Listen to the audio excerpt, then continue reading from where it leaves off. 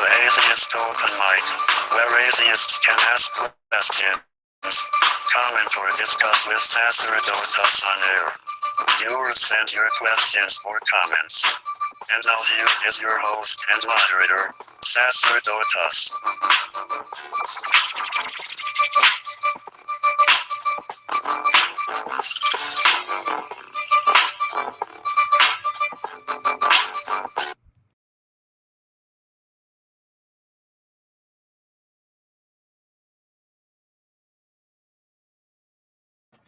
Hello, welcome to Atheist Open Mic. Before I introduce the guest today, I just wanted to speak a little bit about the tragedy in Orlando, Florida. As many of you know, a gunman, a deranged gunman, entered a Pulse club and began shooting at the people who were having Latin night there, celebrating the Puerto Rican Day Parade. And of course, their LGBT lifestyle, or whatever you want to call it. And these people were just out for the night having a good time, and this guy just came and just started shooting everybody.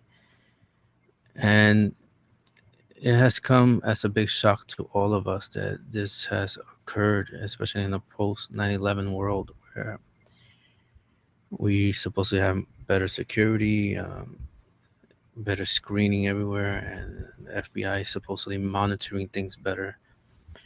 But unfortunately, it happened. I have some friends who frequent that club, and a couple of them were injured. One of them was actually spared death and injury, thank God.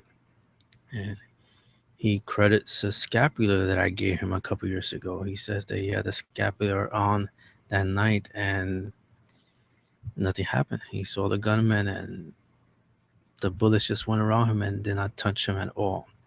So we thank God for that, and just want to offer my condolences and prayers to all the people affected by the shooting in Orlando, and my support. And just there's really no words to say. Really, I mean, it's just sad that reading the stories, especially the mother who told her son to get down. She saw the gunmen; they were both dancing. The mother and the son were dancing in the club, and she saw the gunman, and she told her son get down and took the bullets for him. She died, and he survived.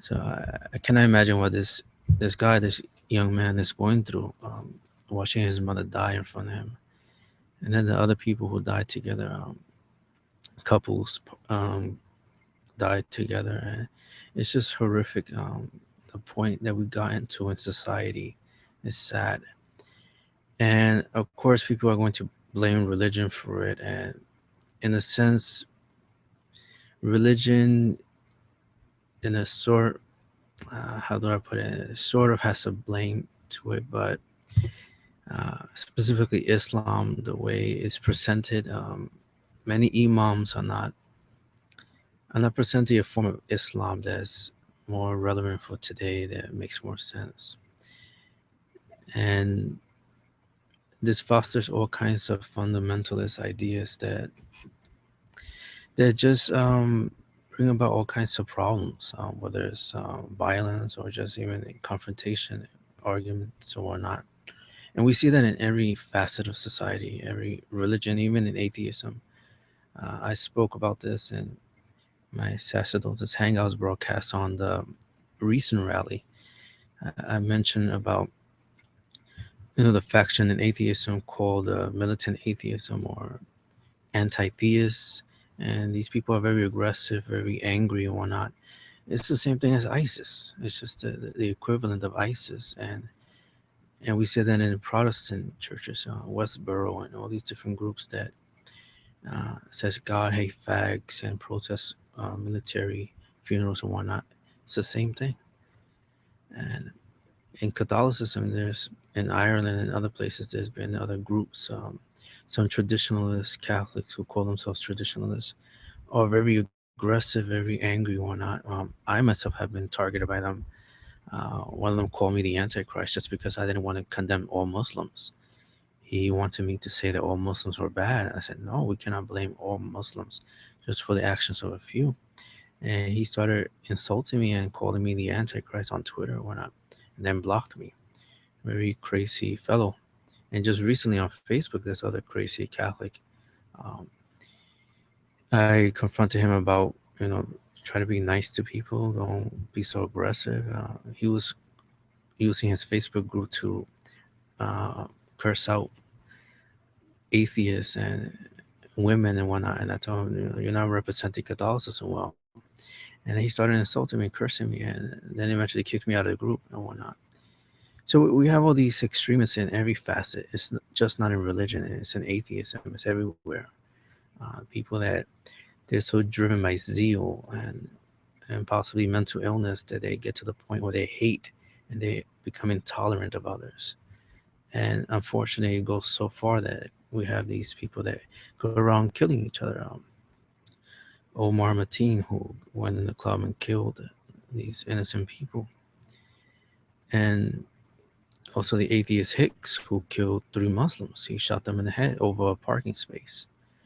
I mean, something has to be done.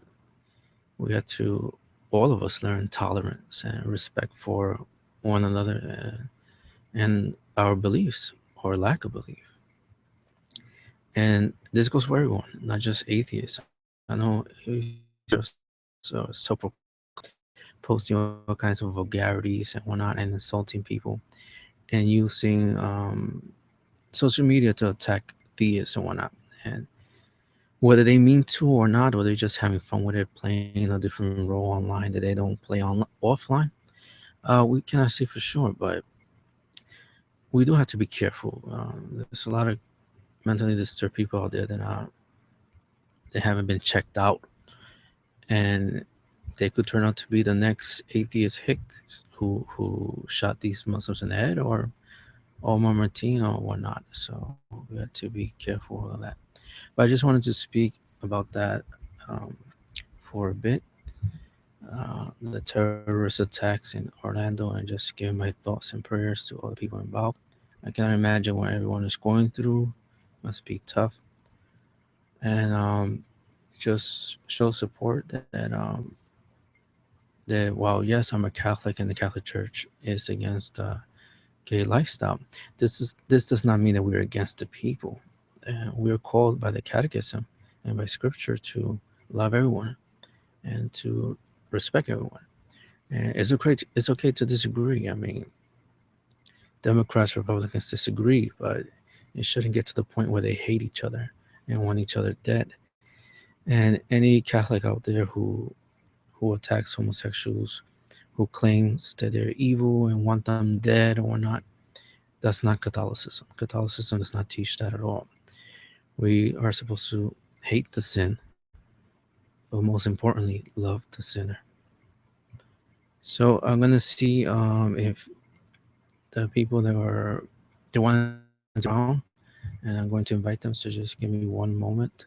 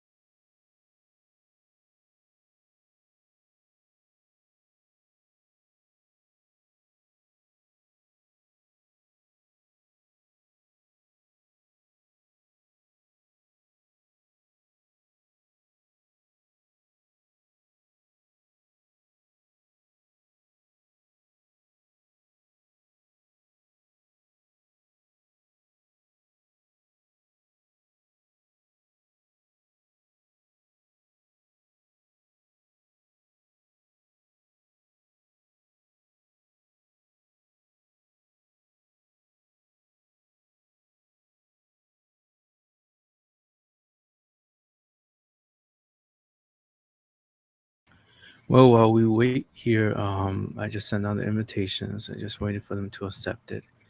I just continue to speak a little bit more about the terrorism and the terrorist attacks in Orlando. And also, before I forget, also the young boy who was killed by the alligator. Well, it's not sure that we're not sure if it was the alligator that killed him, but who died as a result of an alligator attack. The alligator pulled the boy into the lagoon, and they say the body was intact. So I'm assuming the alligator drowned him or let him go, and the poor child could not swim and drowned. So just want to offer my prayers and condolences and my well wishes to the family. I'm sure that's difficult. They went to this Disney location for vacation, I'm assuming, and for this tragedy to happen. And it's just unfortunate when anybody dies, regardless of the age, regardless of um, the gender, or the sexual orientation. It's just heartbreaking for to learn that people die just for any senseless reason. And we have much work to do in society in order to bring about peace and tolerance for everyone.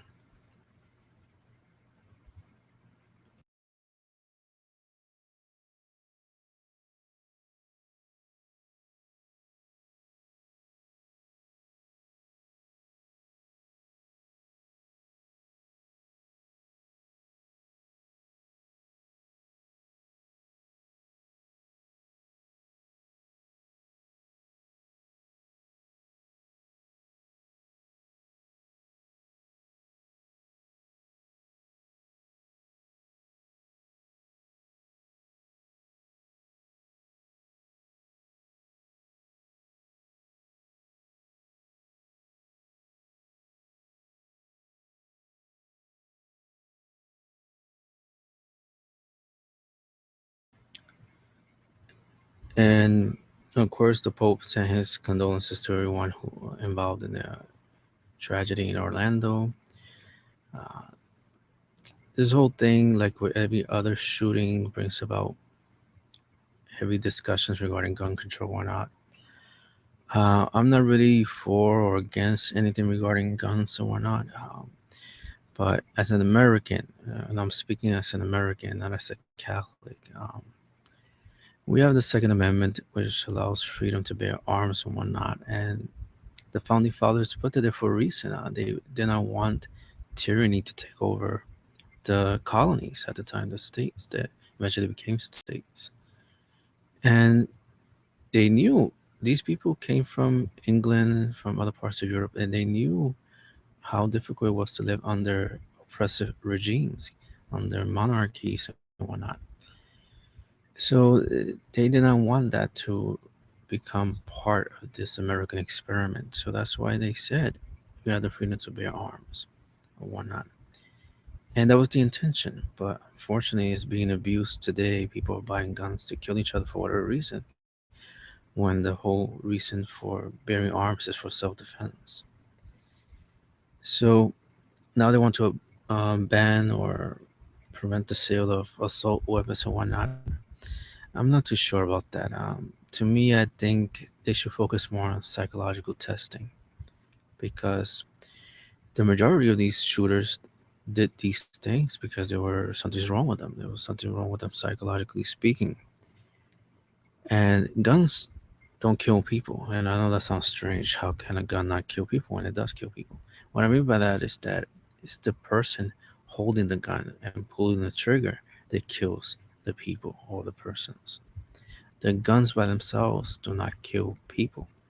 So the guns are not really the problem. The problem are the people getting these guns.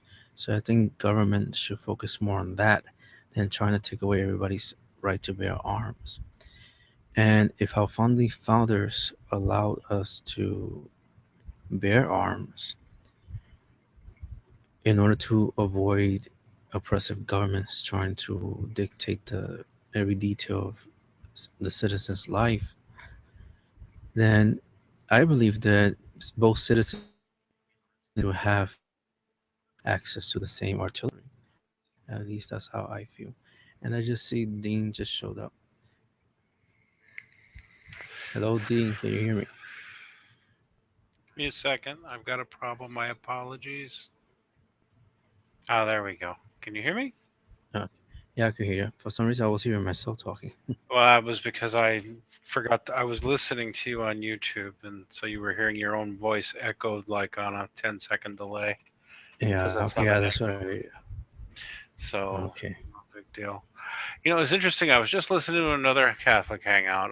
Young guys, although since you're young, I think all these guys are like under 25, and they're all mad at Francis. And did you talk, or have you talked at all at about the Pope's recent remarks on marriage? Actually, yeah, I tweeted a couple of things on Uh, his comments. Well, not directly on his comments, but on the calls for him to resign and whatnot. And I pretty much said that you have to be careful what you hear about the Pope, and I just believe everything. oh well, that's number one true. Oh dear Lord, if you go out there, either right wing press or left wing press, doesn't matter, or just mainstream whatever.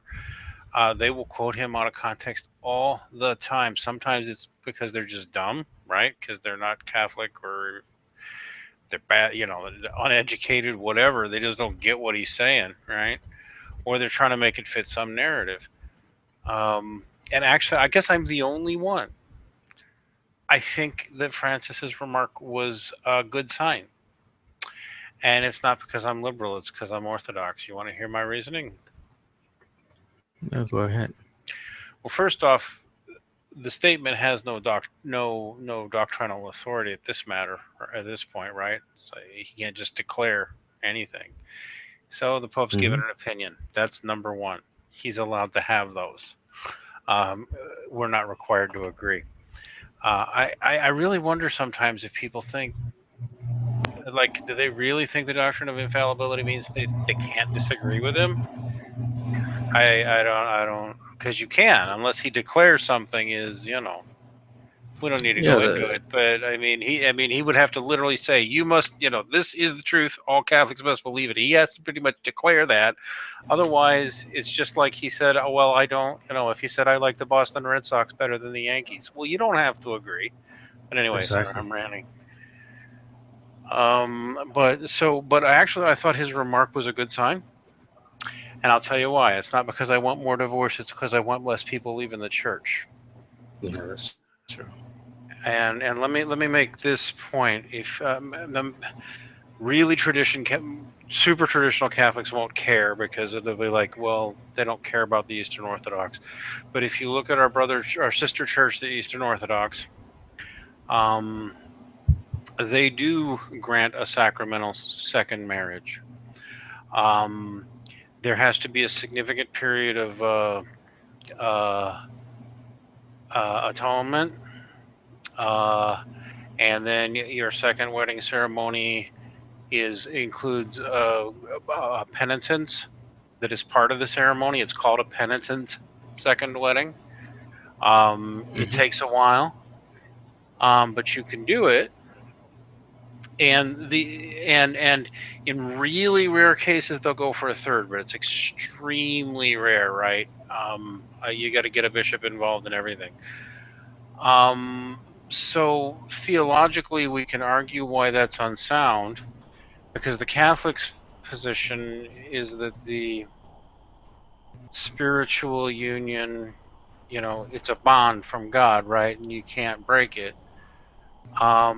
I don't, but by saying this, what Francis is doing is opening the door to saying, okay, there may be a way that you can kind of be auto annulled and make way for what our Eastern Orthodox brothers have been doing for centuries, by the way, and it's been okay, right? They've been doing it this way for centuries, and it hasn't had the dissolution of the family effect that we see here with the culture of casual divorce. So if we had an easy way to guide people to a second marriage, which includes a period of, like I said, of penance, prayers, and certain requirements, and even the ceremony itself includes the fact that this is a penitent ceremony, because I really think this would actually help strengthen marriage. You know what I mean? Yeah, the whole thing has to be really analyzed. Let me just interrupt you for a second. 'Cause I want to introduce Saka. Well, that's what he Sorry told if me I his was name talking was. too much. And no, it's fine. He's an atheist. I believe he's from Canada. Oh, hey. And Sorry to talk about churchy stuff. This is supposed to be atheist night. I'll shut up now. Oh, that's good. Carry on. yeah, what was the broadcast you said you were part of? The channel? I got a couple of them. One of the ones that I did do up to recently until my schedule started interfering with was a program called Deeper Than Dogma, where we get together with theists and atheists and we discuss topics related to theology, philosophy, science, whatever was kind of on the menu for the week. Oh, cool. Okay. That sounds interesting. That sounds like something I won't want to check out.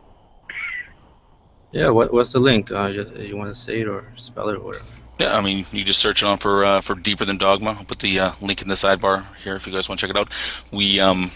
I recently moved back to the West Coast, and most of the people that I participated on the show with are from the East Coast time zone. So we don't do as many shows as we used to anymore now. Instead of them being weekly, they are kind of more along the lines of when we have time, when we feel like jumping in and doing it.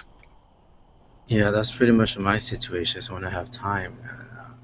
I know Dean was telling me earlier that he was going to bed.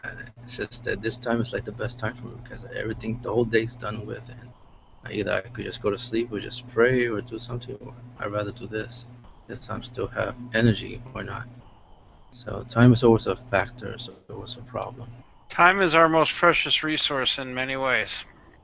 It is, but I wish there was a way to control it directly. I mean, I gotta talk to my former professor, Dr. Miki Okaku, see if we could develop some kind of a time equalizing thing for something to be able to manipulate time. Because sometimes it feels like I'm doing something that takes forever, and sometimes there's not enough time to do what I Well, need to maybe we'll control time when the singularity arrives. do. Maybe. Sorry, when the singularity arrives. Yeah, I was making a joke. Yeah, I used to Okay. get big into Ray Kurzweil. Oh, okay. I'm an ex-atheist, actually, so that always makes conversations interesting. You're an ex-atheist. That's right. So how did that work? Just out of curiosity, one day and you're sitting there and you're thinking to yourself, you know what, I don't really believe in God. I don't have a belief in God. I don't have a good reason to believe in God. And then all of a sudden something happened, and switch was flicked, and you're like, okay, you know what? Now I have a good reason.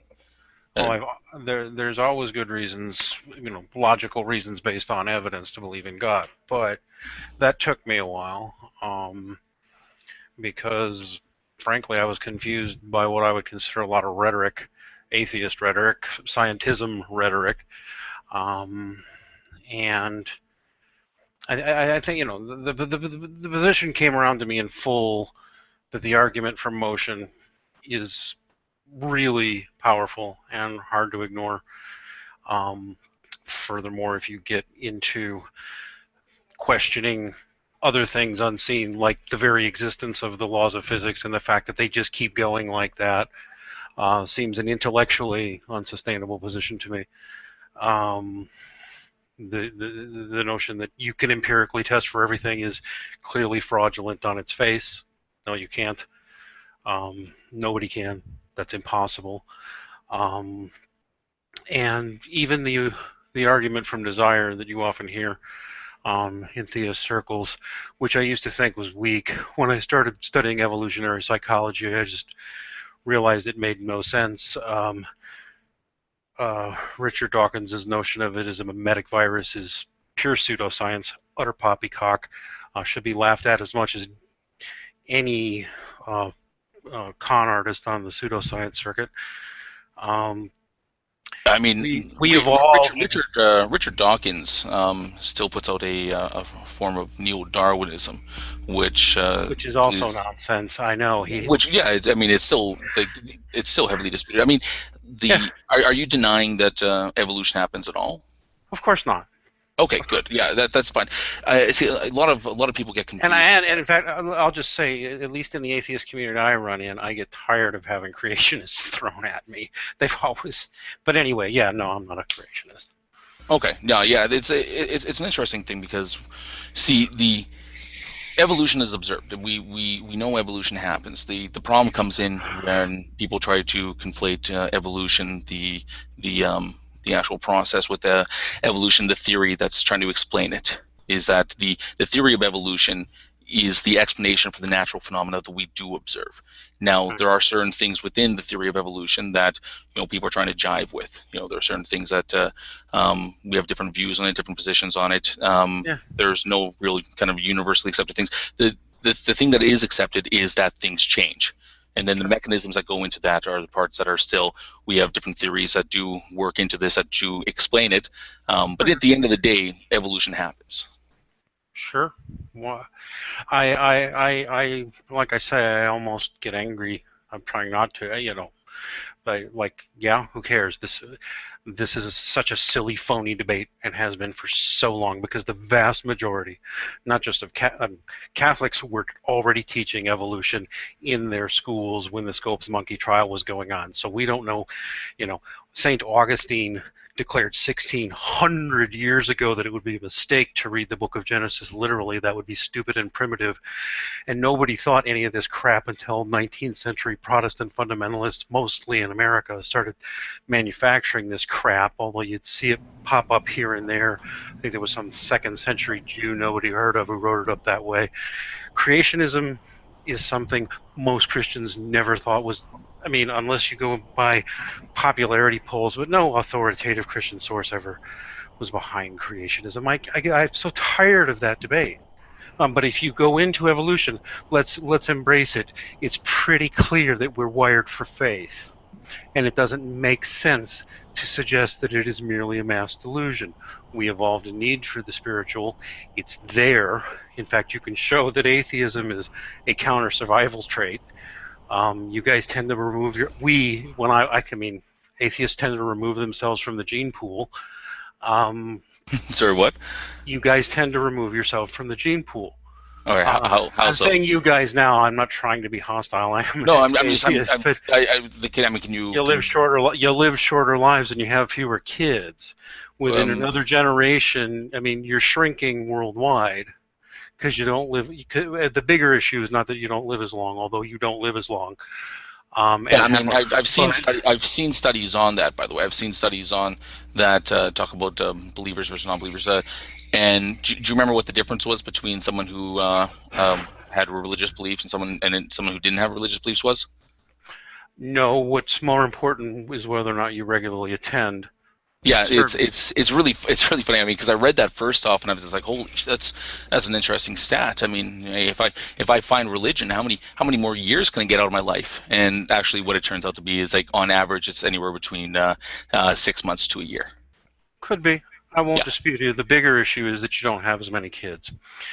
That's another good point. But I think that again, one of the three reasons for that is, and especially the whole, the population is shrinking or whatever people want to say, explain it, is that these stats have to be taken in context of what they actually do say. And that is that, the world population is growing. The world population has been growing exponentially for the last 100 years, even a little bit longer than that.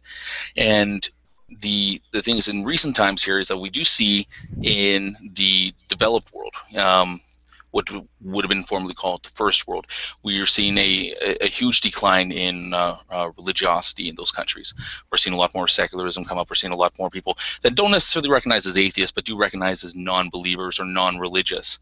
And the thing is that, and the negative social sequelae of those are already appearing. But the problem is that always, first world populations would always breed at or copulate or whatever at a lower rate than most developing countries or most third world countries.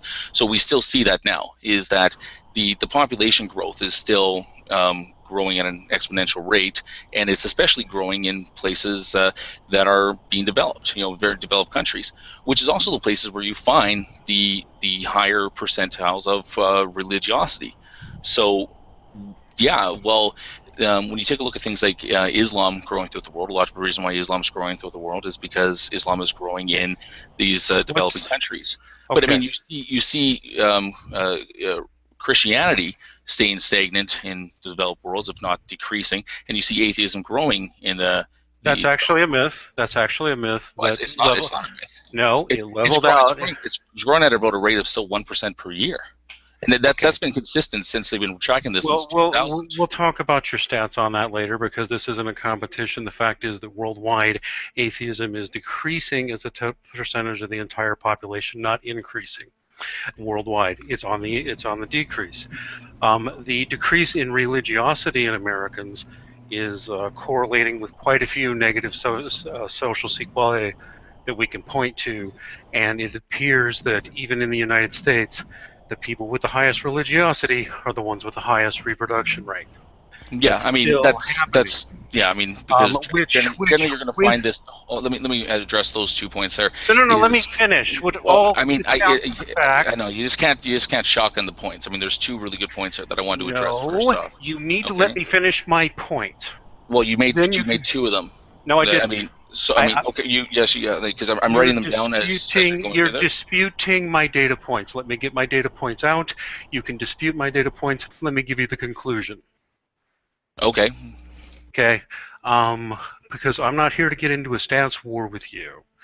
We can do that. I mean, you're the one that brought up the rate of decrease. You're the one that started bringing up the stats of atheism and all this other stuff. So you were the one that, if you want to say, stat war, you fired the first shot. So now you're being combative. I'm not. I'm just letting you know what you did. You know what, man? So the conclusion. So I'm going to repeat my data points, which we can dispute if you want. They are merely data points. Religious people have more children than atheists do. That is still ongoing. The theory that religion is merely a delusion has no scientific basis, and it appears that atheism is in fact a counter-survival trait. Those are the points. Now, if you want to talk about stats overall, and you're going to say my stats are wrong, you win, or we can have that conversation when I can go back and get a big list for you, and we can have stat war flying back and forth. Or you can just say, Dean, I think your stats are wrong, or we'll talk about it offline. Whatever you want. I see no evidence that there's anything that makes atheists better people, smarter people, more intelligent people. There's no evidence for any of that. That it makes, and the evidence is overwhelming that atheists are less likely to have children.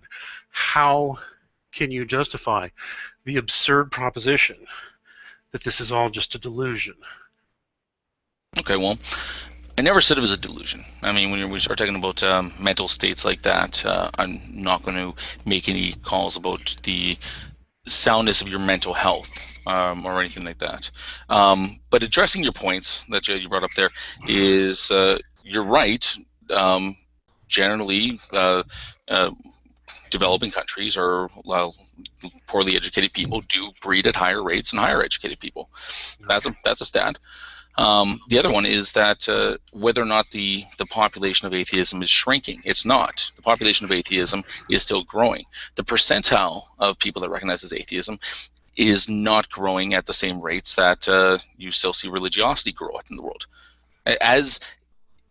So if you take a look at the stats between what's projected between how many atheists are alive now and how many atheists are alive in 50, I think the one that Pew did was 2050, you see that the population for non-believers, atheists, does grow.